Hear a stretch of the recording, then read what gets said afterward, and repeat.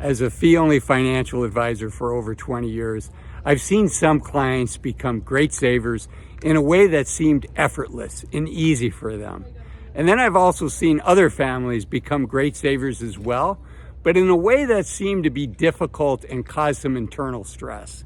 And so in today's video, I want to share with you how I would become a great saver today if I was starting over, with the knowledge that I have, both as an individual saver as well as having worked with hundreds of families, right? So the first thing I'd say is, let's break this into 3 different categories, because I think everybody's in a unique situation.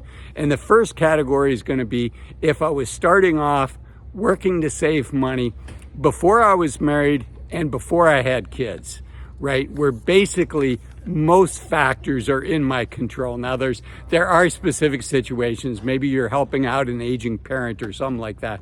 But if in general the factors are in your control, you know, I think you've got an easier task in front of you, because you just have to convince yourself to do it. You don't have this entire family unit that you're taking along for the ride, maybe reluctantly, or maybe they're excited about it, right? So let's start off with not married, no kids. And the first thing there is, based on what I know now, I would cut things to the essentials and do that for 30 days. You know, we can do almost anything for 30 days. So it's almost like a cleansing. Like sometimes people will start off a diet with a juice cleanse or something like that. And sometimes it's actually easier to start a new life after you've done a cleanse. So this is the financial equivalent of a cleanse. Cut everything back to the essentials just for 30 days. You're not doing this forever, right? And so if you have a cable bill and stuff like that, that you're committed to, okay, that now becomes an essential. Not really long term. I would argue internet is an essential now, but cable television is not an essential. But I would cut back to your rent, your food, your utilities, your transportation, just for 30 days, kind of as a reset. And then just commit. You can do anything for 30 days. And then at the end of the 30 days, start adding in things again, but really focus on the things that bring you joy and bring value in your life.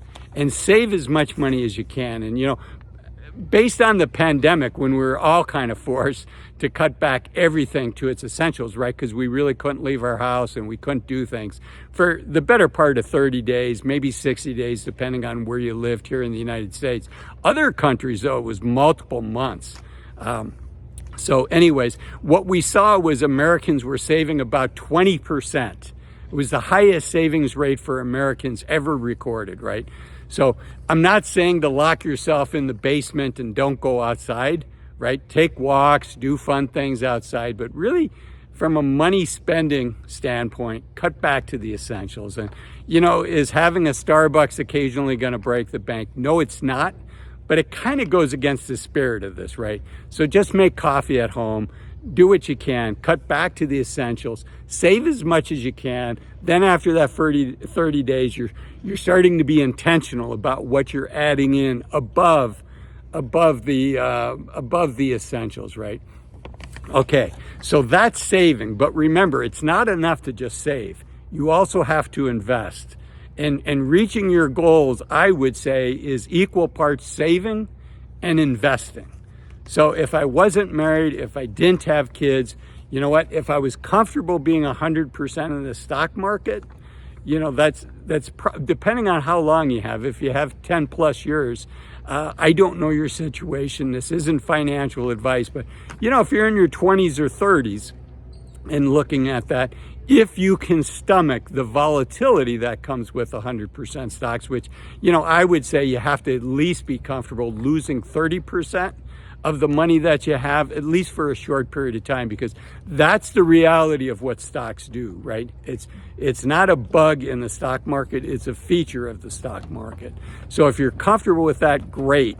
If you're not, I really think it makes sense to look up a fee-only financial advisor. You can find somebody just by Googling that term and working with that person as a river guide, so that you and that advisor can figure out what asset allocation makes sense for you. Because again, it's half of the battle is saving, but the other half of the battle is investing wisely. Okay, and having that right asset allocation is really key. And the other thing I would tell myself if I was starting over when I was young, before I was married and had kids, is, you know what, Azul, you're not as smart as you think you are. So quit trying to time the market. It's long term. It's time in the market, not timing the market. Okay, so those are my thoughts that I wanted to share with you. If you're not married, but what if you are married? Let's start off with married but with no kids. And let's go with two tacks. The first tack is your spouse is excited about what you're doing. Your spouse is like, yes, I think we should be saving more money. I'm on board with that. I too want to save more money. If you're in that situation, your journey is going to be a lot easier, right? Because your life now, if you're married, it's a partnership. So it's not just what you want, but it's also what your partner wants.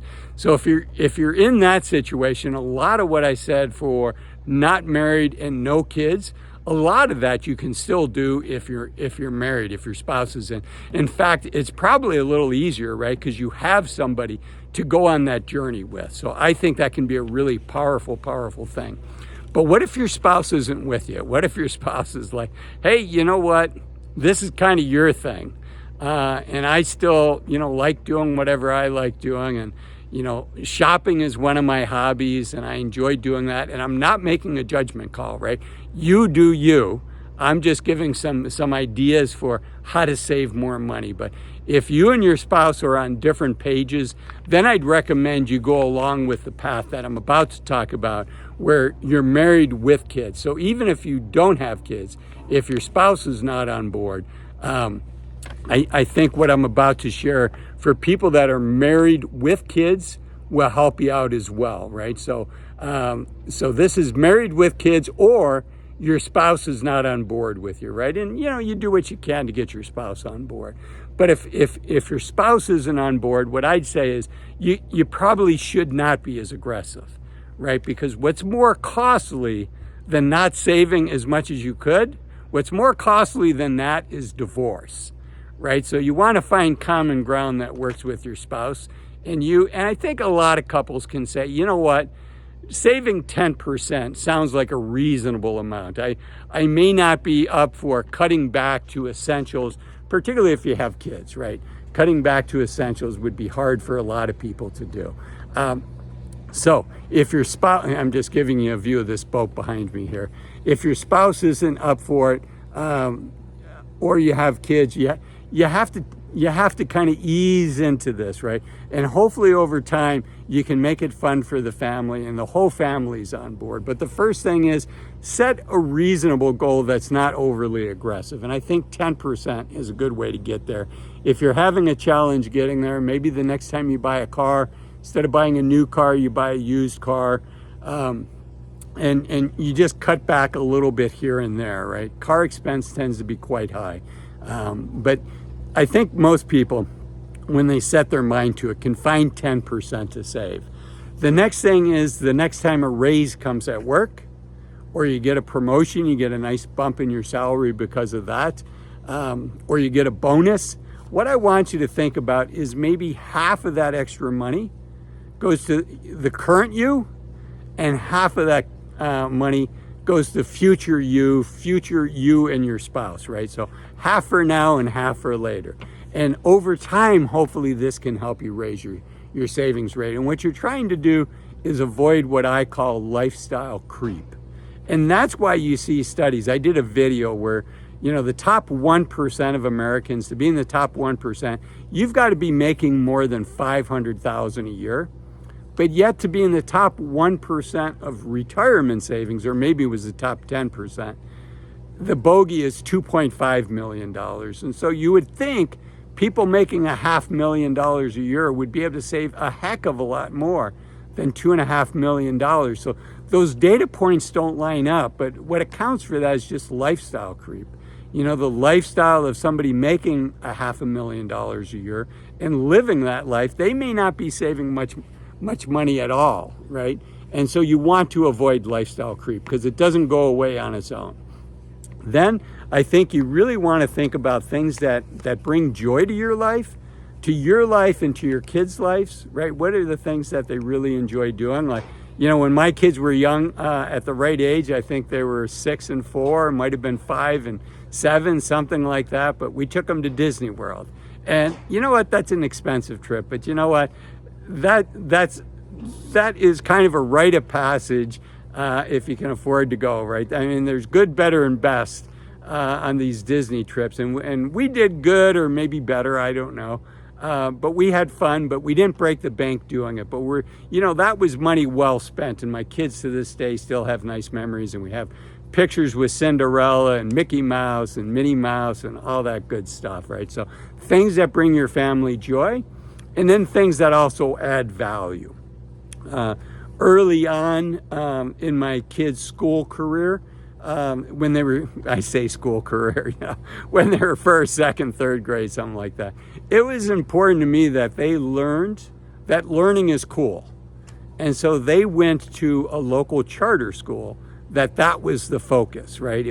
They were kind of rigorous on the academics, as rigorous as somebody can be with first and second graders. But you know what? That learning is cool, learning is fun, stayed with them their entire life. And just recently I went to my oldest adult's college graduation, and you know what? She still thinks learning is cool. She still loves learning, as does her father, as does her mother. So think about the things that add value. I think it's fine to splurge on that. And then the last thing I'd share is, again, it's not enough to save. You have to invest, right? And it's bad decisions that tend to set people back, right? So if you think you're going to be tempted to try to time the market, if you think you're going to be tempted to have too low of an asset allocation because you don't like the volatility in the stock market, in both of those cases, I think it really makes sense to have a fee-only financial advisor by your side. And, admittedly, I'm biased. This is what I've done with my life. But I think having that river guide that has helped hundreds of families make good decisions, make good investments, and reach their financial goals, I think that pays off many times over. You can find a fee-only financial advisor by just Googling fee-only financial advisor.